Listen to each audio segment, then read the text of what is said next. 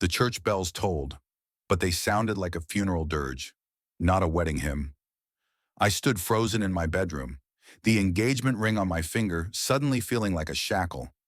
A single text from an unknown number had just shattered my world. He's not who you think he is. 1 month before my wedding to David, the man I'd loved for 5 years, my perfect future was unraveling, and the puppeteer pulling the strings was none other than Claire, my soon-to-be sister-in-law. I met David in college, a clumsy encounter in a coffee shop where he spilled latte on my notes and spent the next hour apologizing with that boyish grin I couldn't resist. He was kind, ambitious, and the kind of person who made everyone feel like they mattered. We built a life together, dreaming of a family, a cozy house, and growing old side by side. When he proposed under a sky bursting with fireworks, I thought nothing could break us. Enter Claire, David's older sister, who wore charm like a mask and wielded her words like knives. From the moment we met, her smile never reached her eyes.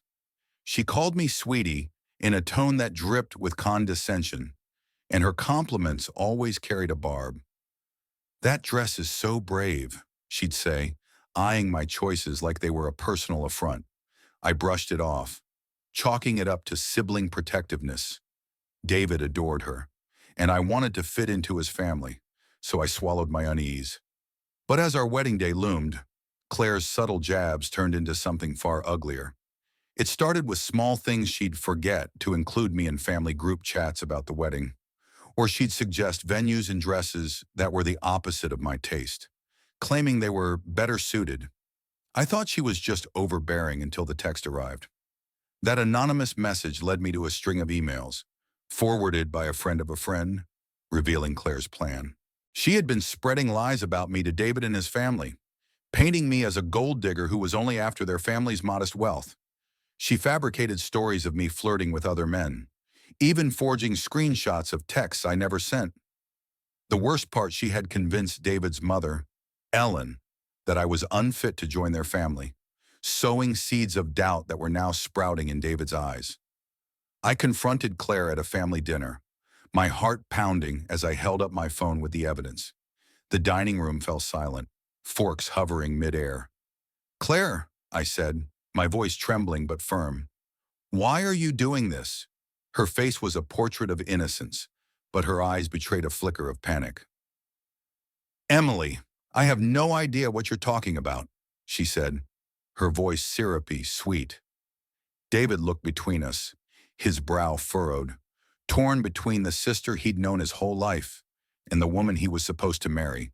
Ellen, ever the peacemaker, tried to diffuse the tension, but I could see the doubt in her eyes too. That night, I lay awake, replaying every moment of the past few weeks. Claire's plan wasn't just about disliking me, it was about control.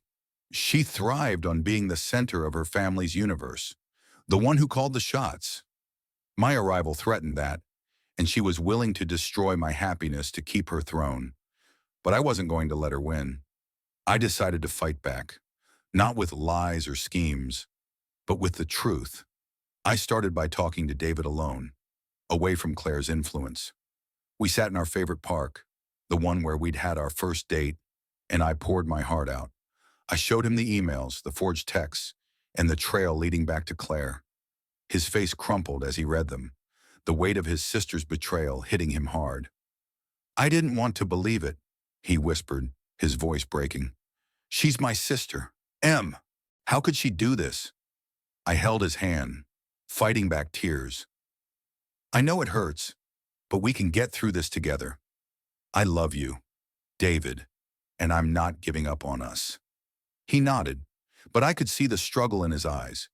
Trust, once broken, is hard to rebuild, and Claire had planted enough seeds to make him question everything. Over the next week, I reached out to Ellen, inviting her for coffee. I didn't accuse Claire outright. Instead, I shared my story, my hopes, my fears, and how much I loved her son. I showed her the evidence, letting her draw her own conclusions. Ellen's face softened as she listened, and by the end, she hugged me, tears in her eyes. "I misjudged you, Emily," she said. "I'm so sorry. But Claire wasn't done. When she realized her lies were unraveling, she doubled down. She sent an anonymous letter to our wedding planner, claiming I'd been unfaithful, complete with doctored photos of me with a stranger. The planner, bless her heart, called me immediately, sensing something was off. I was livid, but I saw an opportunity. I invited Claire to meet me at the venue, pretending I wanted to clear the air. When she arrived, I had the planner, David, and Ellen there, along with a private investigator I'd hired to trace the anonymous messages. The investigator laid out the evidence: every email, text, and photo traced back to Claire's IP address. Her face drained of color as the truth closed in.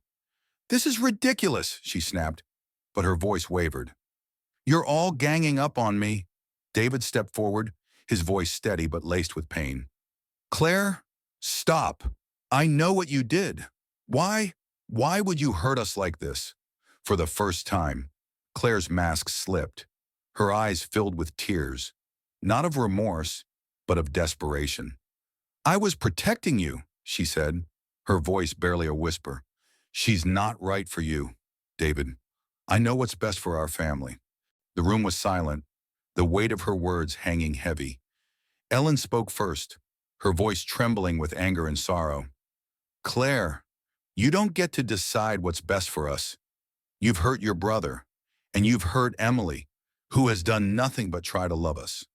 Claire left without another word, her head bowed. The wedding went forward, but it wasn't the fairy tale I'd dreamed of. The shadow of Claire's actions lingered, a reminder that love, even at its strongest, can be tested by betrayal.